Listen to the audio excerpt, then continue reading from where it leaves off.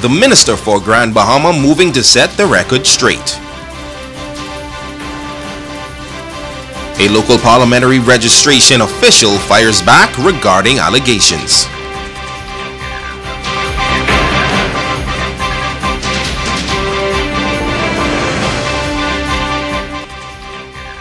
This is the Bahamas Tonight, the Northern Edition. Good evening all, I'm Shashina Roll as always. It is so great to have you with us. Topping news, the country's general election now 2 days away. The political temperature in the country continues to rise, with the level of controversy reaching a fever pitch. This past weekend, social media lit up with allegations involving the Minister for Grand Bahama, an urban renewal official, and an official of the Parliamentary Registration Department. Here in Freeport, tonight, the Honorable Dr. Michael Darvel is not only moving to dispel those rumors, but to put those responsible for what is being described as a malicious act on notice. Megan Shepherd reports.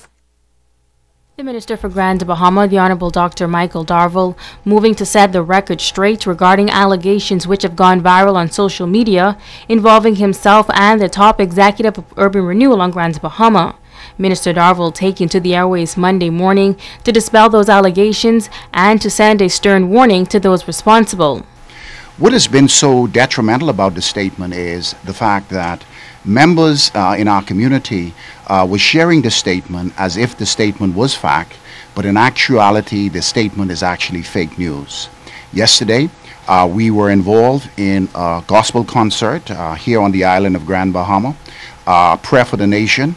And during that particular time, this particular fake news was being circulated on the internet. I would like to say to the residents of Grand Bahama and the entire country that at no particular time I was ever questioned by the police. At no particular time I was involved in any activity, neither Michelle Reckley. And this particular statement was confirmed by the Deputy Commissioner of Police, Mr. Emmerich Seymour. Minister Darvel is calling the allegations most disturbing. He says these lies strike not only at the core of his character, but that of the governing Progressive Liberal Party. He stated that while he understands that social media is a big part of today's culture and this election, he, along with the Progressive Liberal Party, will not sit idly by and allow those responsible to destroy what the PLP and this country's forefathers have fought to build. We are fully aware that social media will play an integral part on the outcome of the 2017 general election.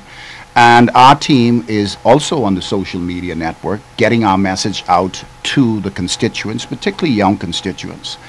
But we have decided to play a fair game, and we want to present the facts. We want to make sure that we stay away from destroying people's character. We want to stay away from the whole aspect of spilling out untruths.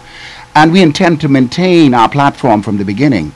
Now, despite these rumors, Minister Darvel says he remains firm in his unwavering commitment to his party and country and is expressing optimism heading into the general election. The reality is that my reputation supersedes me in politics. I'm a fair player. I believe in the rule of law. I believe abiding by the rules.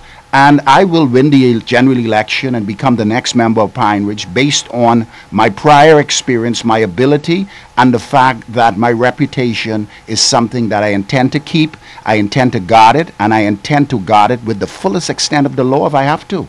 Megan Shepherd, ZNS Network News. Well, parliamentary officials are also responding to those allegations about tampering of ballot boxes on Grand Bahama. Sabrina Brown has this report. Assistant Parliamentary Commissioner Reno Smith is refuting claims of any tampering with ballot boxes on Grand Bahama.